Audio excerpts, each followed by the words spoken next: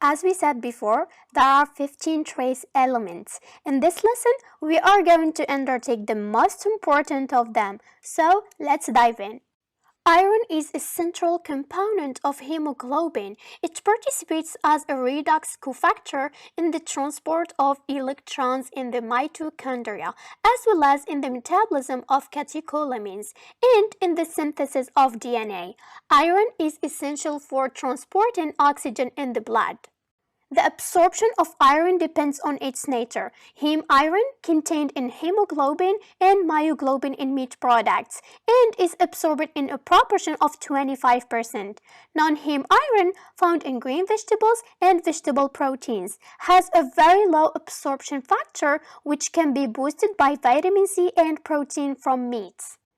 Iron absorption can be reduced by tannins, phytates, and polyphenols contained in tea and coffee, also by calcium in excess and zinc in high quantities, as well as by vegetarian diet.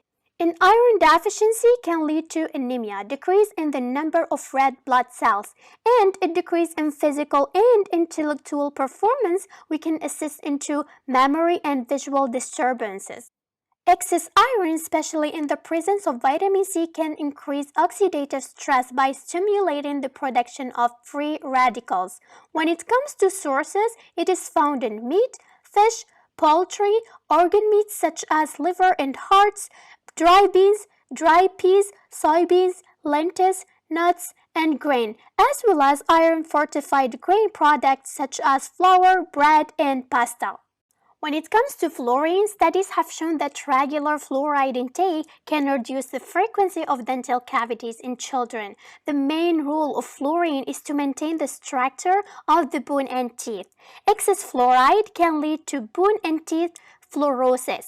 However, supplementation for children may be necessary, but the amount of fluoride in the drinking water should be taken into account to avoid these excesses. When it comes to zinc, its mode of action is comparable to that of a vitamin. It is essential for more than 200 enzymatic reactions. It plays an essential role in all the stages of protein synthesis and the activating of ribonucleic acids, RNA and DNA polymerase, as well as role in the synthesis of prostaglandins and has an antioxidant function. Zinc absorption is greater in a diet rich in animal products, while it can reach 35% while it is only 15% for a diet low in meat. As with iron, the presence of vitamin C stimulates it, while a calcium and phytates found in tea and coffee slow it down.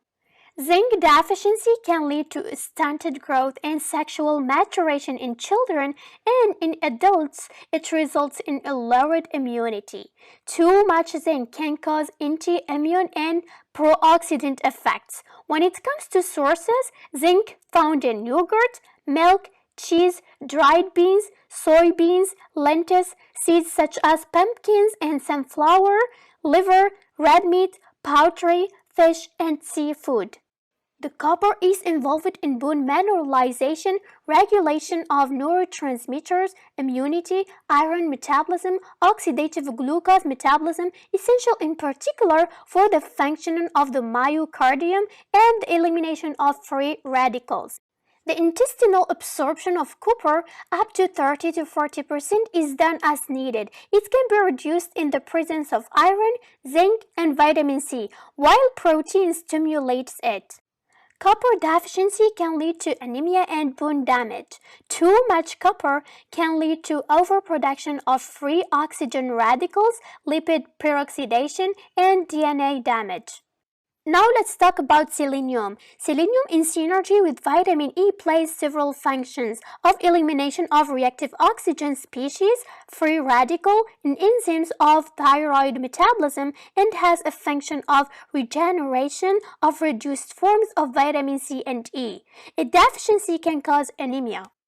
When it comes to iodine, it is an indispensable element through its unique function of constituting thyroid hormones which control fetal life as well as all the process of cell growth and maturation, thermogenesis, and carbohydrate and lipid homeostasis, as well as modulate the transcription of protein synthesis.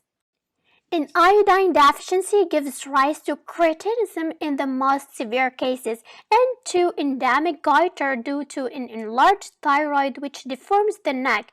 Conversely, an excess of iodine causes a decrease in the activity of the thyroid.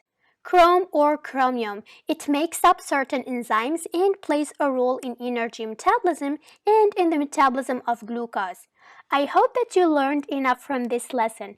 Don't forget to check the attachment linked to this lesson. You will always find more and more interesting information.